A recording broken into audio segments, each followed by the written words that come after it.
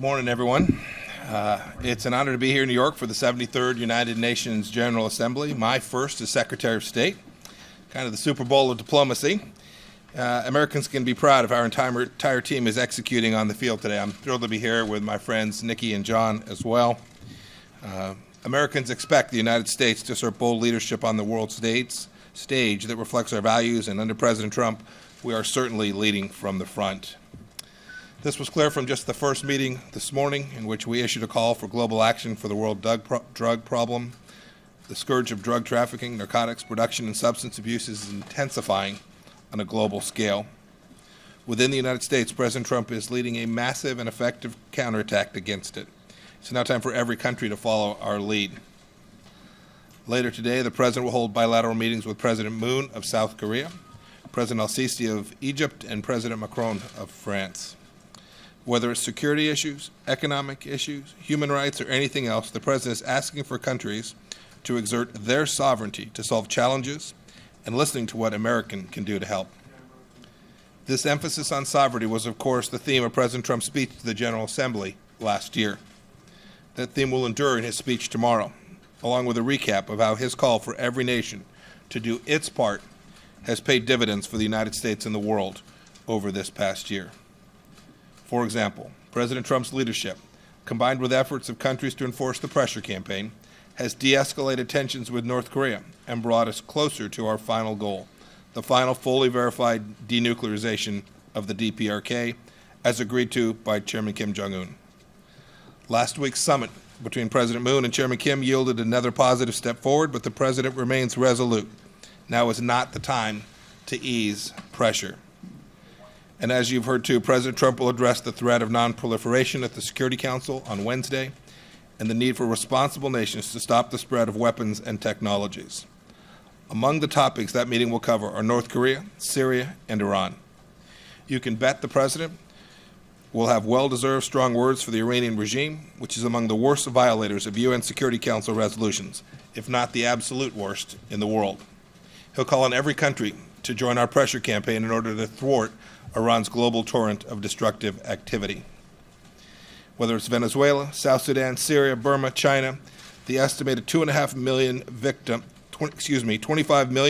of modern slavery around the world can also count on America's support. Today is shaping up as a great first day. Lots more work to come this week. President Trump and our entire diplomatic corps look forward to the days ahead with our foreign counterparts as we work on achieving shared victories for all. Ambassador Haley. Good morning. Happy Unga. We got a great start today with the President's event on counter-narcotics.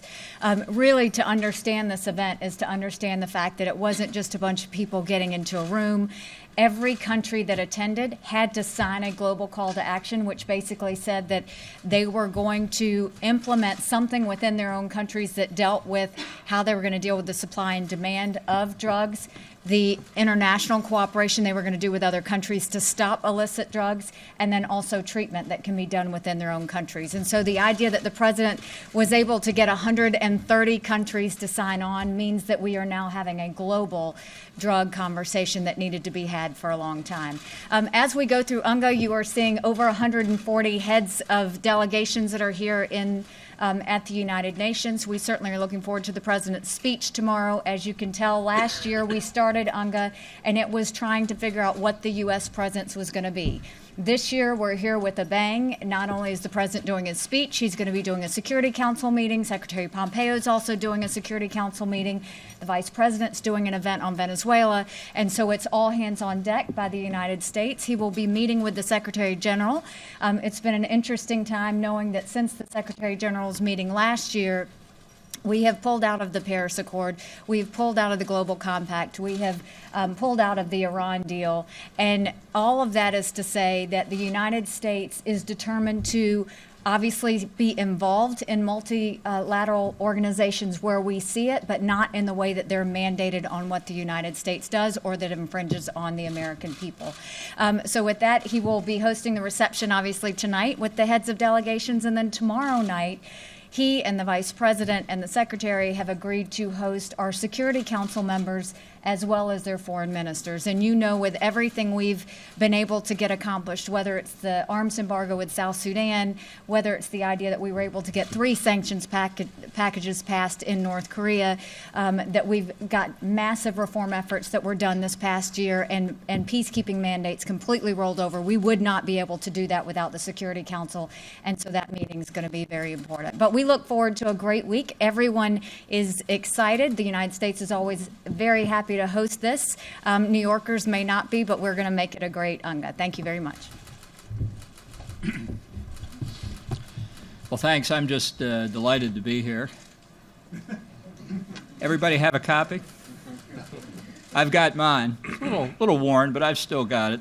I just wanted to take a second and talk about one of the themes in the President's remarks tomorrow, and I have been around long enough to know that I'm not going to step on any of his lines, but he is going to talk and elaborate on his views on sovereignty. And I just wanted to explain that this is why this is so important for Americans, because many people consider sovereignty a kind of abstract concept.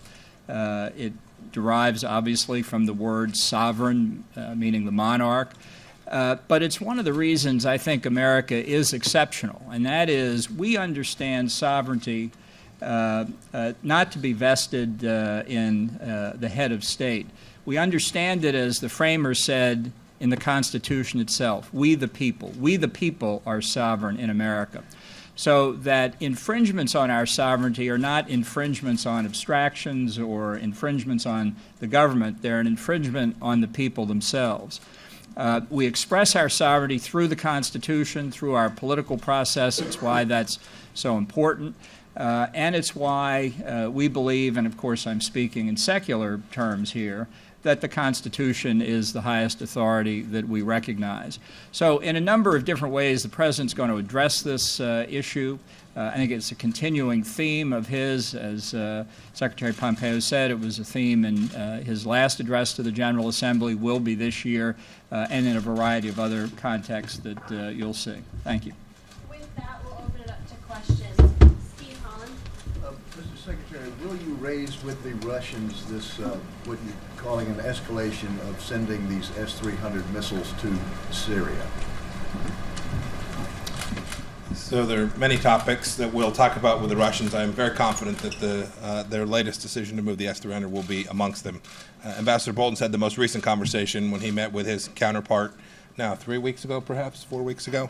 As I said yesterday, we're trying to find every place we can where there's common ground where we can work with the Russians. We're finding lots of places where they're working against American interests, and we will hold them accountable for so doing. And will you meet with Lavrov while you're here? Yes, I'm sure Sergei and I'll have our time together. Matt Lee from the AP. Oh, I don't really have anything to ask. I'm in the middle of writing something. But I will, I guess. Ambassador Bolton, when you talk about sovereignty and your threat to prosecute the International Criminal Court, do you expect the President will repeat that that threat? And exactly what is the legal basis for saying that you will prosecute ICC prosecutors or judges?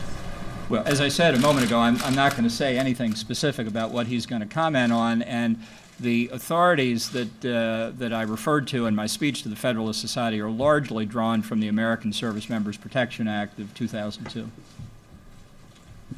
Roberts, Fox News.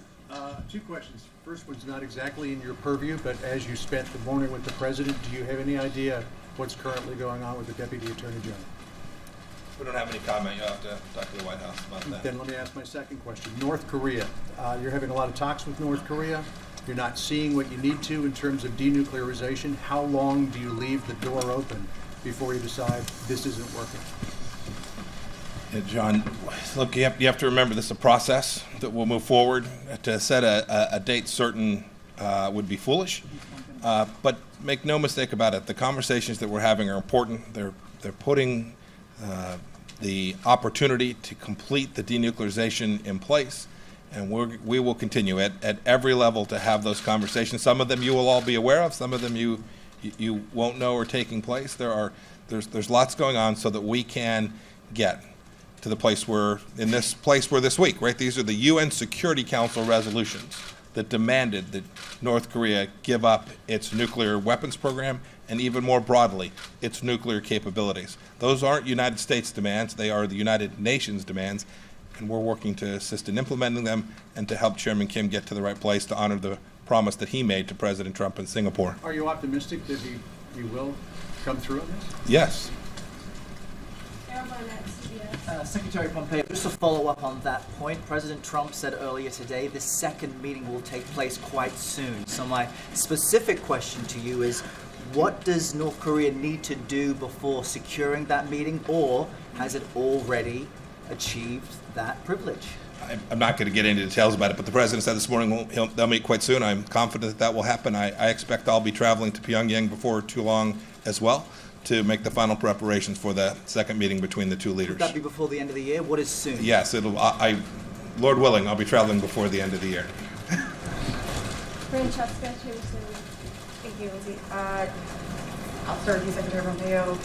North Korea says that it's looking for reciprocal actions from the United States in order to enter into a nuclear deal. What at this point would the United States be willing to give up to North Korea, since you guys have said that sanctions are not on the table?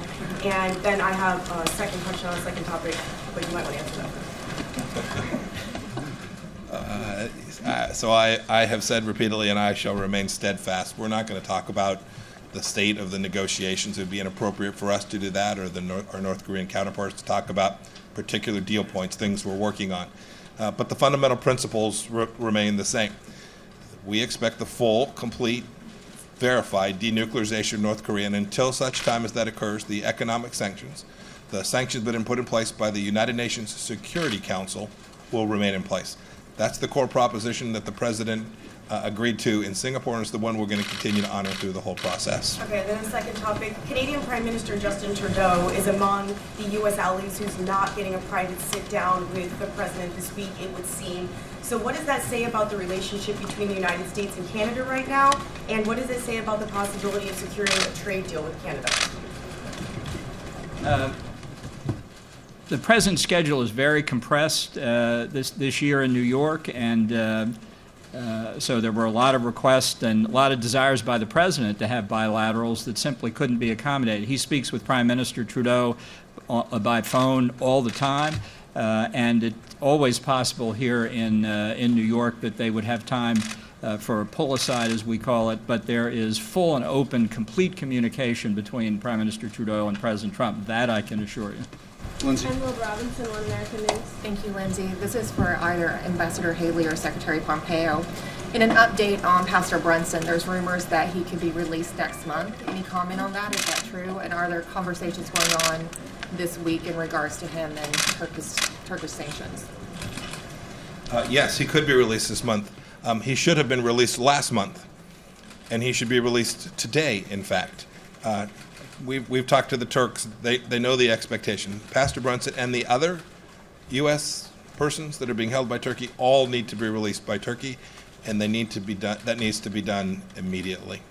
And I'm sure there'll be some conversations this week in furtherance of that. But make no mistake, there'll be nothing that we share with them here that we haven't shared with them already about President Trump's demands that these innocent people, these people who have truly done nothing wrong, not be detained wrongfully in Turkey. Lindsay. We move to the back of the room, the gentleman. Thank you very much, Secretary Pompeo. My name is Majid Dili. I'm from Rujal Media Network. I have a question for you, Ambassador Bolton or Secretary Pompeo, to answer, which is about Iraq. Ambassador Haley last week elaborated very well at the Security Council of how Iran is practically taking over Iraq and influencing what's going on there. Iran now is appointing the Speaker of the Parliament. They're planning to appoint the Prime Minister of Iraq. They're taking over the country. What does the U.S. is planning to do in order to counter Iranian influence? Do you have specific plans? And with that regard. Thank you. Thank you. You're speaking about the Iraqi government formation process. Yes, I'm sorry. I want to make sure I had the question right. This administration took over at a time when Qasem Soleimani and the Ayatollah were running rampant through 5 capitals in the Middle East. and we have engaged in significant activity that has begun to counter the Iranian threat. Today, they remain the world's largest state sponsor of terror. It is our fervent effort to make sure that that not remain the case. We've put a number of restrictions in place. We will reimpose another set of sanctions come this November. Our actions in and around the Middle East have made clear we will not continue to accept Iran's bad behavior. In Iraq, we have been working to achieve a government that is an Iraqi national government. And we're hoping that the leaders, the people of Iraq have spoken, they had their chance to vote, and now they're in the process of forming that government. And we are working diligently to make sure that the Iraqi people, the voice that they gave during their election, is who ends up in leadership there. Kim from the Wall Street Journal. A follow-on, Kim Dozier from the Daily Beast. Rudy Giuliani over the weekend called for regime change in Iran. Does that follow with the Trump administration's desires, policy? As I've said repeatedly, regime change in Iran is not the administration's policy. As Mike Pompeo just said, we've imposed very stringent sanctions on Iran. More are coming. And what we expect from Iran is massive changes in their behavior. And until that happens, we will continue to exert what the President has called maximum pressure. That's what we intend to do. Yes, Ambassador Haley, you're the lone person here that has been with the administration since the beginning. In the story about Rod Rosenstein on Friday, it was mentioned that he had been involved in circulating discussions about invoking the 25th Amendment to have the president removed from office. Were you ever involved in any of those discussions? Were you aware of any of those discussions? And I did have a North Korea follow-up for the Secretary. I mean, I said yesterday on the Sunday shows that literally I have never once been in the White House where that conversation has happened. I am not aware of any cabinet members that are even talking about that. It is completely and totally absurd. No one is questioning the president at all. If anything, we're trying to keep up the pace with him in the fact that he's got a lot he wants to accomplish very quickly, and we're going to continue to support him in the way that he does that. I appreciate that. And Secretary Pompeo, if I may ask you a follow-up on North Korea. Before you went into the summit with Kim Jong-un in Singapore, you did not have an agreement really in place for complete denuclearization. Why should you have another summit with Kim Jong-un, a second summit the President talked about this morning, if you don't have the details in place? It just seems, even to the layman, that you sort of have the process backwards, that you would want the details in place before having a summit. And here you may do it for a second time. Two things. Fact check. I've been with the administration since the beginning, too.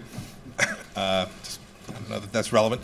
But I'll add, no discussion with me about the 25th Amendment anywhere either. So you can now report that there are two senior leaders that have said that your question was ludicrous. Second point with respect to North Korea. Look, Well, we went. I may ask if it's so ludicrous, and I apologize for not remembering that you were the CIA director. Obviously, you were the CIA director. If it's so ludicrous, why did the Deputy Attorney General have discussions about it behind the scenes? I find the question ludicrous. I've been involved. I've been at the center of this administration, along with lots of other folks, from virtually day one. I think it was actually day 3 or 4. I've never heard anyone talk about it, whisper about it, joke about it in any way. I've been in a lot of meetings with a lot of senior officials from this government. Your question on North Korea, remember the history. We went at this the other way for decades, and North Korea continued to build its nuclear program, right? We tried to do details, we tried to do step for step, we tried to do trade for trade. Each of those failed. We're coming at this from a different direction. We're bringing the two senior leaders, the individuals who can actually make the decisions that will move this process forward, bring them together so we can continue to make progress towards what the UN Security Council has demanded and what Chairman Kim has promised he would do. That's the effort. There remains work to be done. There will be some time before we get to complete denuclearization for sure, but we've been at this the other way for an awfully long time and failed and put America in the position it finds itself today at risk from North Korean nuclear weapons. And wouldn't it be ludicrous to have another meeting with Kim Jong-un if you don't have the details in place? Absolutely not. If we can continue to make progress and have conversations, I think there's enormous value in that. In the back. Secretary Pompeo, in your terms about denuclearization, you left out the word irreversible. Was that a mistake or deliberate? Complete mistake. Completely irreversible. Thank you. Thank you for correcting me.